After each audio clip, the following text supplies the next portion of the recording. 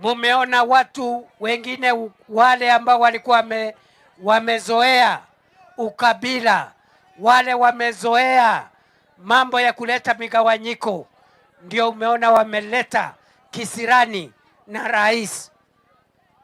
Wameletea rais kisirani. Ati kwa nini unahudumia watu bila kujali walipiga kura saidi gani? Na sisi tunawaambia uchaguzi ukiisha, wale ambao wanapata bahati ya kuongoza wanakuwa ni viongozi wetu sisi zote.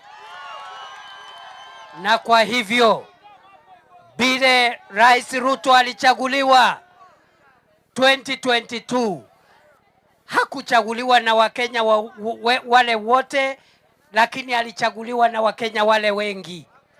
Na kwa sababu alichaguliwa na wale wengi, amekuwa rais wa wote waliomchagua na wale ambao hawakumchagua. Rais Ruto aendelee asiendelee? Rais Ruto aendelee asiendelee?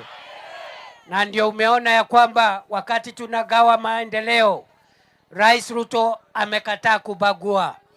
Hapa Samburu, hapo awali, watu walikuwa wanaleta kejeli na madharau kwa jamii kama jamii ya hapa Samburu, jamii ya kutoka kaskazini mwa Kenya, jamii ambazo zimetengwa kimaendeleo kwa siku mingi.